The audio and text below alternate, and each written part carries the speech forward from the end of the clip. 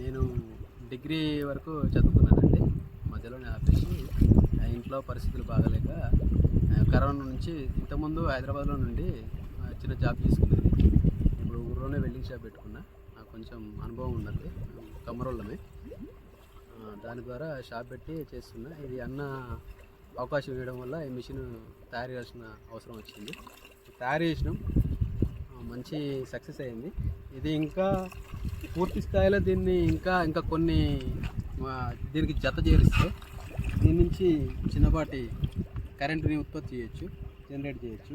కొంచెం వాటర్ ఫ్లోట్ని పెంచి ఆ గ్రావిటీని ఉపయోగించి ఇంకా దీన్ని మంచి స్థాయిలోకి తీసుకొచ్చి ఇంకా ఎక్కువ పొలాలను కూడా ఇప్పుడు దీని ద్వారా విద్యుత్ని తయారు చేయడానికి మీకు ఆస్కారం ఉందా? ఆస్కారం ఉంది, ఖచ్చితంగా ఉంది. కాకపోతే దానికి వాడే సామాన్ మనకి అందుబాటులో లేదు. అది ఇంకా కొంచెం ఆలోచించి ఇంకా చేస్తే ఇంకా బెటర్ తీసుకురావచ్చు, దాన్ని అవుట్పుట్ తీసుకురావచ్చు.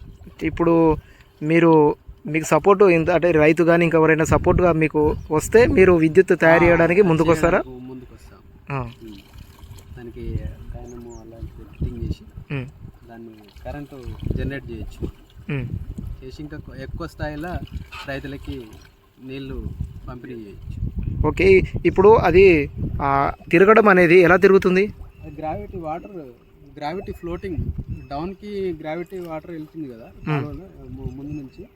ఆ గ్రావిటీ ద్వారానే ఆ వాటర్ అనేది పుష్ చేస్తుంది ఆ ప్లేట్లని పుష్ చేసి దాని ద్వారా నీళ్ళు తిరుగుతుంది.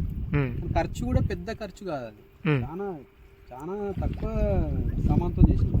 లోకల్ మేడ్ ఐటమ్ అది, అందులో ఏది కూడా కాస్ట్లీ ఐటమ్ కాదు.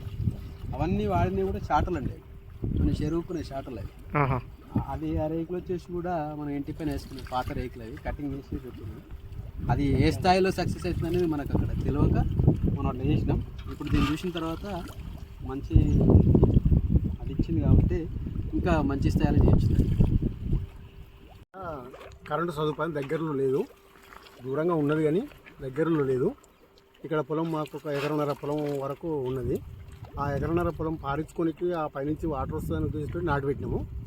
కానీ ఆ వాటరు రాలేకపోవడం వల్ల ఆ పొలం ఎండిపోతుందని చెప్పి మేము ఈ విధంగా తయారు చేయాలి తమ్మి అని నేను ఆ తమ్మి దగ్గరికి పోతే సరే అన్న అని సామాను అంతా మెటీరియల్ అంతా సమకూర్చితే తమ్ముడు తయారు చేసాడు. ఆ తయారు చేసిన దాన్ని మేము పొలాన్ని వారించుకోవడానికి ఉపయోగపడుకుంటున్నాం.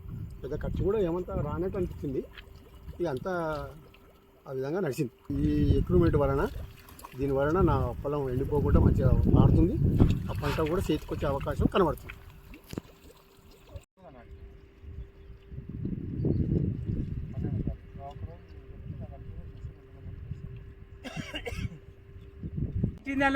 అంటే తగ్గినా దాని నిండే వస్తున్నాయి కదా, అది కింద పోతున్నప్పుడు మనం తీస్తేనే ఎక్కువ వస్తాయి, కింద పోతలేవు కదా.